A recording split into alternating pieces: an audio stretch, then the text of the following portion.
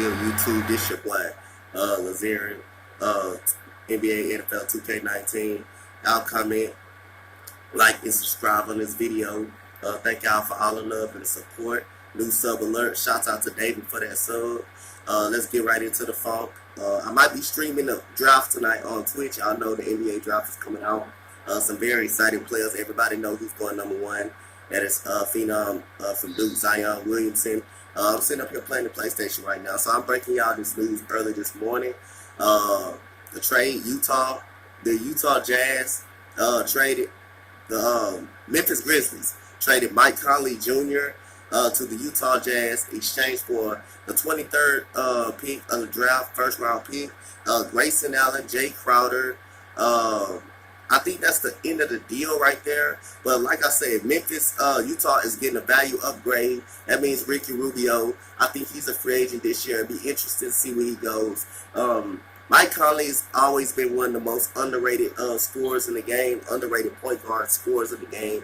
He's always been underrated. He's always been overshadowed because the good guards, the great guards in the Western Conference, like Russell Westbrook, Dame Lillard, Chris Paul, all these young guards. He's always been overlooked and never made an All-Star team. Mike Conley is a great professional. He led the Grizzlies to several playoff series, including one Western Conference Finals. So Utah is getting a massive upgrade. Someone that can help Donovan Mitchell when Donovan Mitchell going through his struggles. A better shooter than Ricky Rubio. Not a better playmaker, but he's a better scorer. He can get his own shot. He can get to the lane. He got a nice little floater. He's got a more consistent jump shot than Ricky Rubio. So I think that's a massive upgrade. I think this is a great deal for the Utah Jazz. Great upgrade, ready to upgrade the point guard position. So, like I say, this trade is a good trade because I think that pretty much will up in the Utah Jazz spot in the Western Conference. If you look at it, I think they can go up to. Like I say, I had them in the 3rd seed. It was pretty much a disappointing year that they lost to, the Houston Rockets again for back-to-back years. But other than that, like I say, I think that's a massive upgrade. Grayson Allen is just a young player, man. He's a young player. I think he will get a lot of playing time in Memphis, a team that's rebuilding. And I think Memphis made this deal because they're going to get a point guard, a good point guard. They're going to look for, I think they're going to get Ja Morant. They're going to get someone like Ja Morant and something like that. They're going to get a point guard in the future. That's why another reason why they did this deal. And like I say, they know Ricky Rubio is going to be gone. But like adding Mike Conley, that veteran leader, to able to have him on a handling the ball, taking the ball away from Donovan Mitchell at times. When Donovan Mitchell goes to the bench, another boost, another ball handler that you can have on the floor who pretty much can create his own shot, get teammates involved, great shot selection, got a nice floater game, can get to the lane. I think that's great for Utah. Like I said, I think that's great for Joe Ingles, someone who can shoot and make a play. Be a playmaker. So this is a great, massive upgrade. Jay Crowder, one of the best 3-and-D players in the league, who can shoot the basketball, goes to Memphis as well. The 23rd overall pick as well. Some more NBA news. Kyrie Irving will be a free agent. He declined his deal. He will be a free agent after a disappointing year in Boston. I thought I had Boston winning the Eastern Conference before they got manhandled by the Milwaukee Bucks. Congratulations to the Milwaukee Bucks, but congratulations to the Toronto Raptors. So Kyrie Irving is opting out of his contract. He will become a free agent.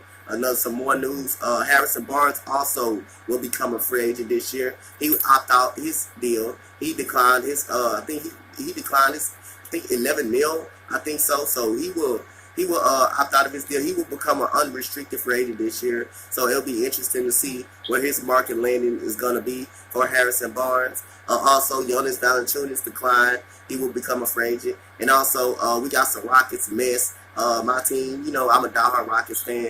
Chris Paul, James Harden is feuding. Chris Paul is questioning James Harden's willingness to be coach and stuff like that. Right now, Daryl Morey came out and said that you're gonna have you're gonna have competition.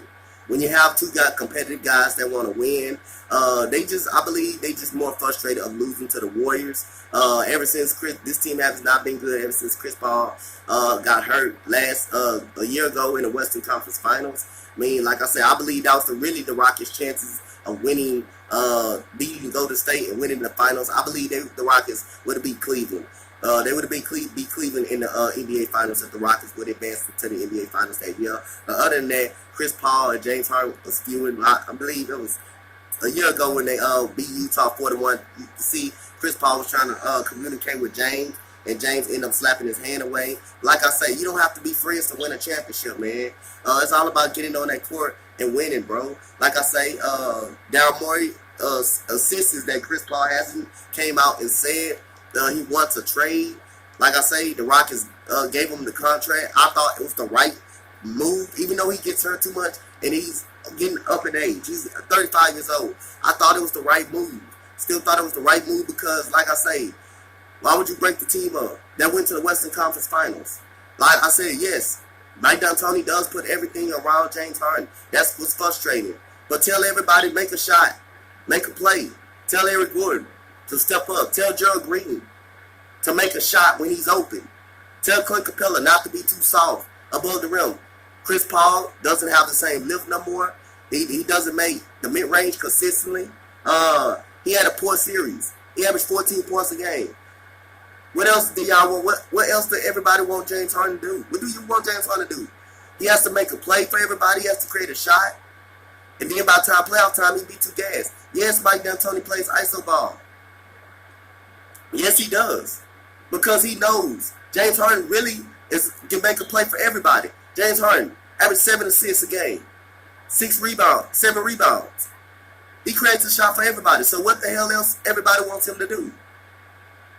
What else? Y'all guys let me know in the comment section. What do you want James Harden to do? Every time the Rockets lose, you quick to put it on James Harden. How about look at the other players that's struggling on the floor? They can't make shots, open shots. When they do get the basketball, when they do get the touches, where's everybody? Why everybody else can't make open shots? It's simple.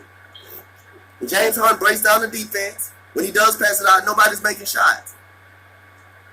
PJ Tucker, I like him. He's a dog on defense, but he can't shoot consistently. Gerald Green shoots up wild shots. When he gets the ball, he's starting to not make open shots.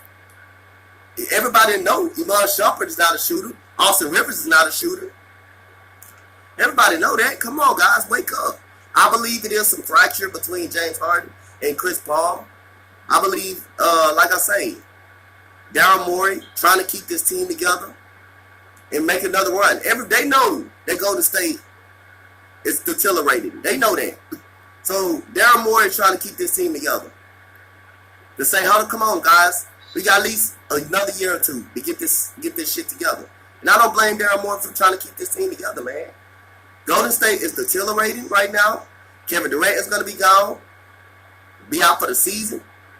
Whatever team he goes to, when if he stays or he goes. Klay Thompson will be out to January. So the Golden State is deteriorating.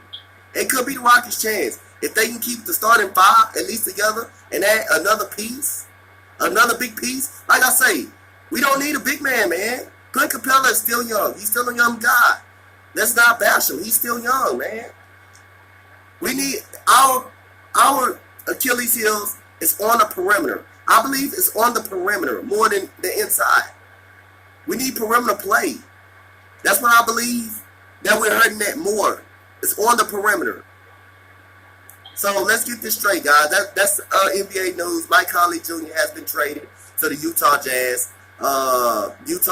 Memphis will get back. Memphis will get back the 23rd overall pick. Memphis will get back the 23rd overall pick from Utah, and they also would get Grayson Allen and Jake Crowder. And Mike Conley will be going to Utah, a massive upgrade over Ricky Rubio in the point guard spot, somewhere that can take the ball, take some pressure off Donovan Mitchell. And like I said, and Harrison Barnes will become an unrestricted free agent. Jonas Valanciunas has declined his option. Kyrie Irving has become a free agent. He has decided to opt out, and it's fractured between the Rockets and Chris Paul and James Harden. Let me guys know y'all thoughts in the comment section. Like I say, Daryl Morey trying to keep this team together. Like I say, whether we trade Chris Paul or not, the Rockets just know the Warriors are getting weak right now. So I haven't heard anything that Chris Paul demanding a trade. I heard that's rumors. That's not even true. Chris Paul hasn't came out himself and said it. So we're gonna see what happens, man. Like I said, we're gonna see what happens. The draft will be tonight. I might be streaming it on Twitch, so y'all come over there and support on Twitch. I might be live streaming the draft. Thank you guys. I'm out. Peace. Comment, like, and subscribe on this video. Thank you guys.